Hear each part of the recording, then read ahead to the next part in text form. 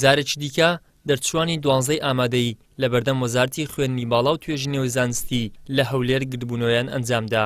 گردبوونەوەی ئەمجارەی قوتابیانی 12 ئامادەیی دوای یەک ڕۆژ دێت لە بەڵێنەکانی وەزیری خوێندنی باڵای حکوومەتی هەرێم بۆ چارەسەرکردنی کێشەی وەرگیراوەنی بەشێکی زۆر لە دەرچوانی 12 لە زانکۆ پەیمانگەکان. دەرچوانی 12 ئامادەیی متمانەی تەواویان بە بەڵێن و لێدوانە ڕۆژنامەوانیەکان نییە و ڕای دەگەیەنن تاکو ئێستا هیچ گرنتیەکیان وەرنەگرتووە بۆ چارەسەری کێشەکانیان و گەڕانەوەی کورسیەکانی خوێندن لە زانکۆ پەیمانگە حکومیەکان.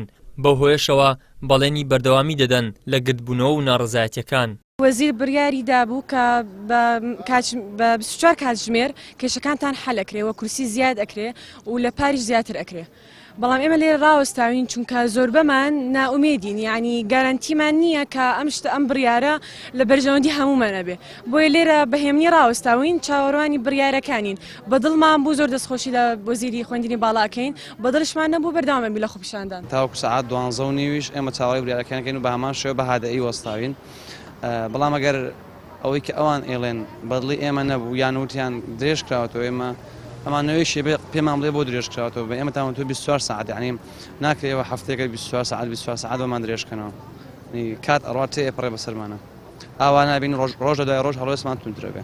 هەر لە سەرەتای سەرهەڵدانی کێشەی دەرچوانی 12 ئامادەیی و ڕاگەیاندنی ئەنجامەکانی زانکۆڵاین فراکسیۆنی کۆمەڵی دادگەری و ڕێکخراوی قوتابیانی کوردستان بەکردەیی پشتیوانی دەرچوانی 12 ئامادەییان کردووە و هەر لەسەر داوا و پێداگیری فراکسیۆنی کۆمەڵیش ڕۆژی 30 ئۆکتۆبەر لە نێوتەلاری پەرلەمانی کوردستان نوێنەرانی دەرچوان لەگەڵ وەزیری خوێندنی باڵا کۆبوونەوە و دواتریش لە کۆنگرێکی ڕۆژنامەوانیدا وەزیری خوێندنی باڵا بەڵێنیدا گرفتی دەرچوانی پۆلی 12 چارەسەر بکەن. دوای ئەوەی کە ئەو بەڕێزانە هاتنە پەرلەمان ئێمە وەک فراکسیۆنی کۆمەڵ هەستاین بەوەی کەوە بەڕاستی خاڵە سەپیتەکان دابنین نەک هەر گربینەوە و شیعار بەرزکەینەوە دوای بگەڕێینەوە. من داوای تەنسیقێکم کرد کە خۆشبەختانە جەنابی وەزیر و بریکاری وەزارەت و هەروەها لێژنەی پەروەردە خوێندنی باڵا لە پەرلەمان کۆبوونەوەیان هەبوو. من داوام کرد لێژنەیەک تەنسیق بکەین بچینە ژوورەوە. خۆشبەختانە ئەو داوای من سەری گرە الحەمدوللا قوتابیەکان هاتن لە ژوور و قسەی خۆیان لەگە جەنابی وەزیری کرد و لەگە خوێندنی باڵا کرد و هەموو ڕاوێژکارەکانی لێژنەی پەروەردە خوێندنی باڵاش لەوێ بوون.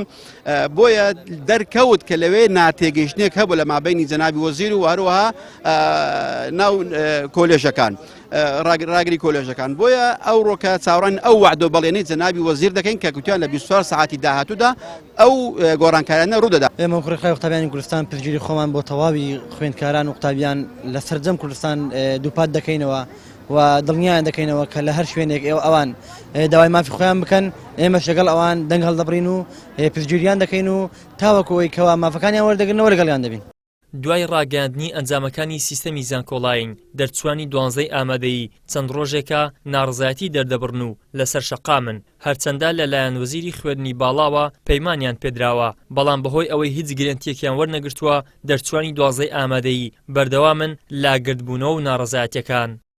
ئیدریس محەممەد، کەناڵی ئاسمانی پەیام، هەولێر.